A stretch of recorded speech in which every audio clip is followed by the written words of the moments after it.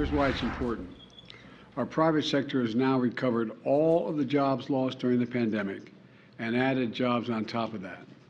We have more Americans working today in the private sector than any day under my predecessor, more today than any time in American history, today. In the second quarter of this year, we created more jobs than any quarter under any of my predecessors in nearly 40 years before the pandemic. Think about that. At a time when our critics said the economy was too weak or having already added more jobs, we had already added more jobs in my first year as president of any president in history, we still added more jobs in the past 3 months than any administration in nearly 40 years.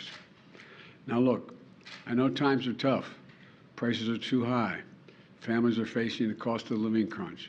But today's economic news confirms the fact that my economic plan is moving this country in a better direction. The unemployment rate is near a historic low of 3.6%.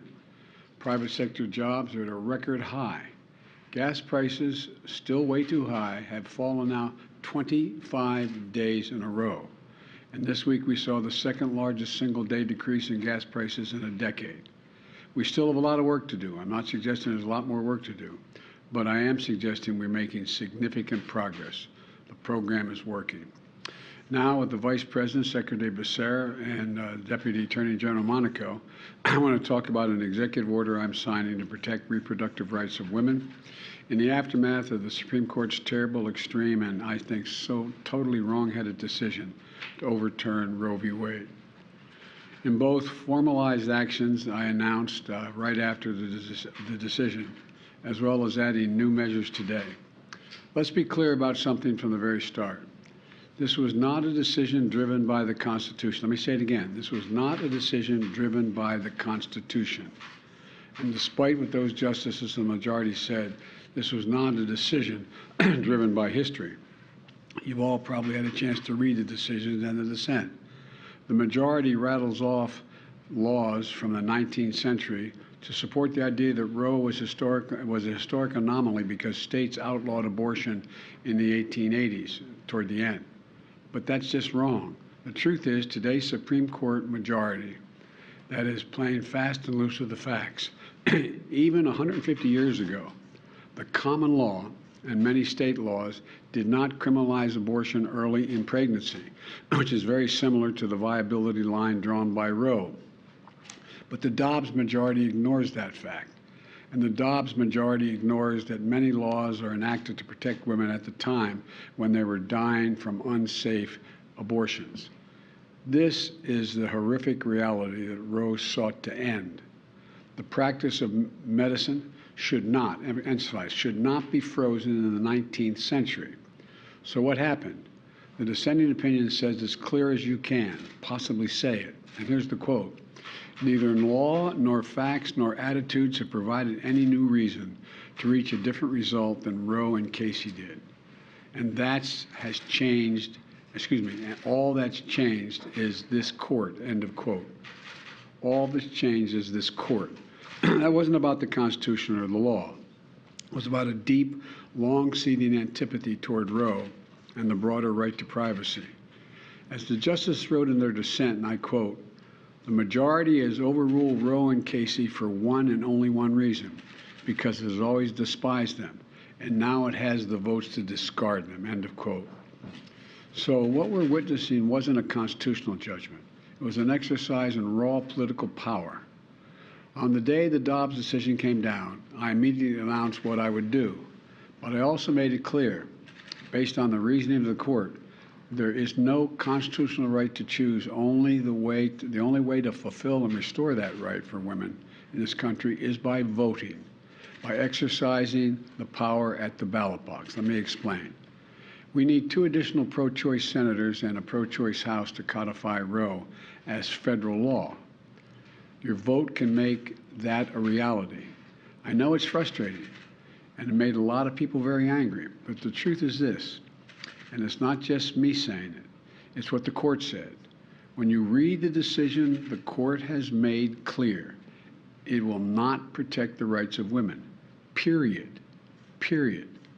After having made a decision based on a reading of a document that was frozen in time in the 1860s, when women didn't even have the right to vote, the court now practically dares the women of America to go to the ballot box and restore the very rights they've just taken away. One of the most extraordinary parts of the decision, in my view, is the majority writes, and I quote, women, it's a quote now from the majority, women are not without electoral or political power. It is noteworthy that the percentage of women who register to vote and cast a ballot is consistently higher than the percentage of the men who do so, end of quote. Repeat the line. Women are not without electoral and or political, or maybe precise, not and or political power. That's another way of saying that you, the women of America, can determine the outcome of this issue. I don't think the court, or for that matter, the Republicans who for decades have pushed the extreme agenda, have a clue about the power of American women. But they're about to find out, in my view. It's my hope and strong belief that women will in fact turn out in record numbers to reclaim the rights that have taken from them by the court. And let me be clear, while I wish it had not come to this, this is the fastest route available. I'm just stating a basic fundamental notion. The fastest way to restore Roe is to pass a national law codifying Roe, which I will sign immediately upon its passage at my desk. And we can't wait. Extreme Republican governors, extreme Republican state legislators, and Republican extremists in the Congress overall, all of them have not only fought to take away our rights, but they're now determined to go as far as they can. Now, the most extreme Republican governors and state legislators have taken the court's decision as a green light to impose some of the harshest and most restrictive laws seen in this country in a long time. These are the laws that not only put women's lives at risk, these are the laws that will cost lives. What we're witnessing is a giant step backwards in much of our country. Already the bans are in effect in 13 states. 12 additional states are likely to ban choice in the coming weeks. And in a number of these states, the laws are so extreme, they've raised the threat of criminal penalties for doctors and healthcare providers. They're so extreme that many don't allow for exceptions, even for rape or incest. Let me say that again. Some of the states don't allow for exceptions for rape or incest. This isn't some imagined horror. It's already happening. Just last week, it was reported that a 10-year-old girl was a rape victim in Ohio. 10 years old. And she was forced to have to travel out of the state to Indiana to seek to terminate the presidency and maybe save her life. That's last part is my judgment. 10 years old. 10 years old. Raped, 6 weeks pregnant, already traumatized, was forced to travel to another state. Imagine being that little girl. I'm serious, just imagine being that little girl, 10 years old.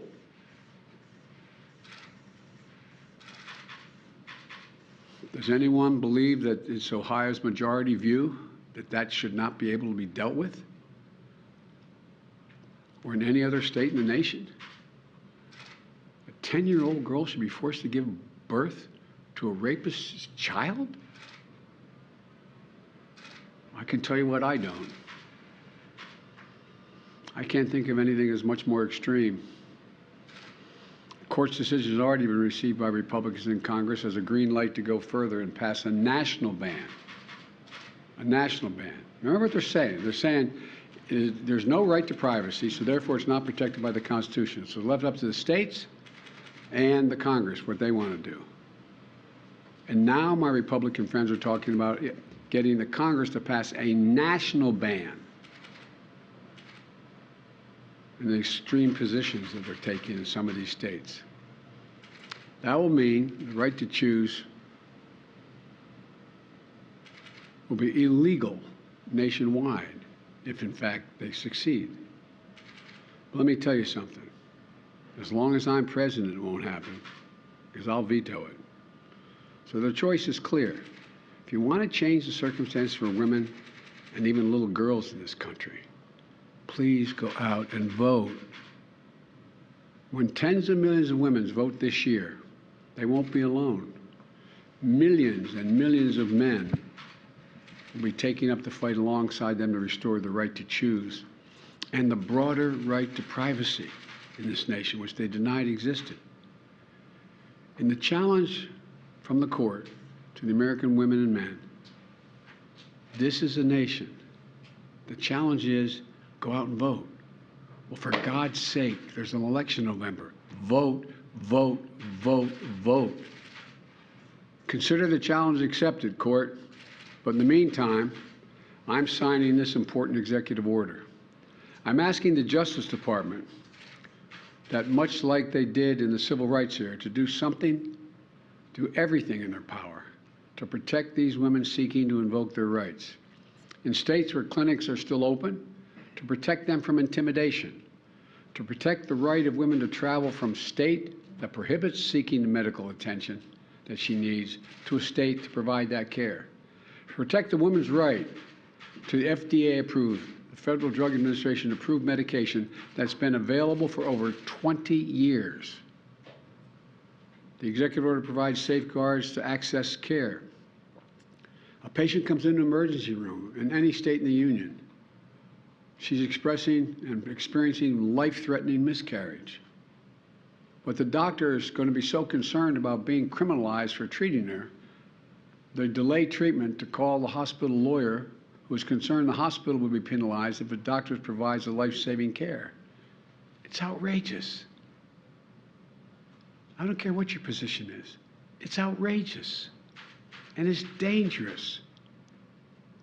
That's why this executive order directs the Department of Health and Human Services, HHS, to ensure all patients, including pregnant women and girls, experiencing pregnancy loss, get emergency care they need under federal law, and the doctors have clear guidance on their own responsibilities and protections, no matter what state they're in. The executive order protects access to contraceptions that I'm about to sign. Justice Thomas himself said that under the reasoning of this decision, this is what Justice Thomas said in his concurring opinion, that the court should reconsider the constitutional right to contraception, to use contraception, even among married couples. And what century are they in? There used to be a case called Connecticut versus Griswold, which was declared unconstitutional in the late 60s. It said a married couple in the privacy of their bedroom could not decide to use contraception. Right now, in all 50 states in the District of Columbia, the Affordable Care Act guarantees insurance coverage for women's health services, including free birth control. The executive order directs HHS to identify ways to expand access to reproductive health services, like IUDs, birth control pills, emergency contraception. And equally important, this executive order protects patient privacy and access to information, which, looking at the press assembled before me, probably know more about it than I do. I'm not a tech guy, I'm learning. But right now, when you use a search engine or the app on your phone, companies collect your data. They sell it to other companies, or they even share it with law enforcement. There's an increasing concern that extremist governors and others will try to get that data off of your phone, which is out there in the ether, to find what you're seeking, where you're going, and what you're doing with regard to your health care. Talk about no privacy. No privacy in the Constitution. There's no privacy. Period. This executive order asks the FTC to crack down on data brokers that sell private information to extreme groups, or in my view, sell private information to anybody. It provides private health information. It protects private health information in states with extreme laws. And the executive order strengthens coordination at a federal level. It establishes a task force led by the White House Department and the Department of Human Services, focused specifically on using every federal tool available to protect access to reproductive health care. You know, let me close with this. The court and its allies are committed to moving America backwards with fewer rights, less autonomy, and politicians invading their most personal decisions. Remember, the reason of the decision has an impact much beyond Roe and the right to privacy generally. Marriage equality, contraception, and so much more is at risk. This decision affects everyone, unrelated to choice, beyond choice. We cannot allow an out-of-control Supreme Court working in conjunction with extremist elements of the Republican Party to take away freedoms and our personal autonomy. The choice we face as a nation between the mainstream and the extreme, between moving forward and moving backwards, between allowing politicians to enter the most personal parts of our lives and protecting the right of privacy. Yes, yes, embedded in our Constitution. This is a choice. This is a moment, the moment to restore the rights that have been taken away from us, and the moment to protect our nation from the extremist agenda that is antithetical to everything we believe as Americans. Now I'm going to sign this executive order.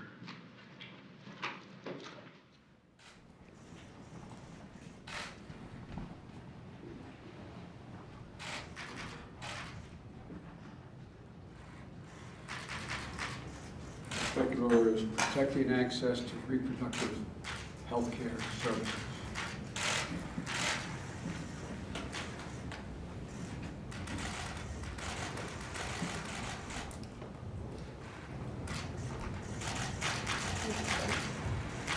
Mr. President, what does Prime Minister Abe last night say about the security situation in Japan? And can you give us an update on your thinking about lifting China tariffs, please? Let me, I tried to put a call in to the present Prime Minister, and he was very late there at night. I'll be talking there in the morning. I'm going to be stopping to sign the condolence book at the Japanese embassy on the way to the CIA.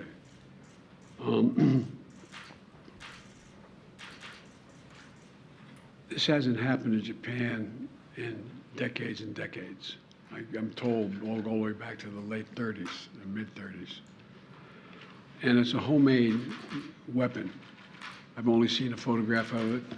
The Justice Department is going to be going in and giving me more detail later as they find out the detail. But the fact is that one thing did get my attention, that this is the first use of a weapon to murder someone in Japan. And I think we have thus far have 3,000, I won't hold me to the number, 688, or I mean, between 3,000 and 4,000 cases. They have one. And so, but we're going to learn more about, as time goes on, about motive, about the whole. But Japan, Fumio, the present Prime Minister, is a very solid guy. Japan is a very, very stable ally, and I do not believe it's likely to have, but I don't know yet, likely to have any profound destabilizing impact on Japanese security or Japanese solidarity. Thank you all so very much. Mr. President, can I ask you about privacy? You heard there the president talking about the former prime minister in Japan that was killed yesterday, but you also witnessed live the president signing an executive order seeking to safeguard access to reproductive health care services, even expanding in some situations, also saying that voting could be restored to the rights of women that was just taken away. Also, as you saw, flanked by both Vice President Kamala Harris and that was Health and Human Services Secretary Xavier Becerra as well, making those comments on the Dobbs decision that overturned Roe v. Wade, that 6-3 decision, saying that opinion was political and not constitutional. And as China mentioned, making a huge push to get people to vote for the November midterms coming up, saying the key to restore Roe is by passing a law to codify Roe. That on top of what we heard from that executive order this morning as well, to ensure safety for anyone seeking or providing abortion care. So we will keep tracking that for you this morning, but wanted to provide you those comments in full live as they happened.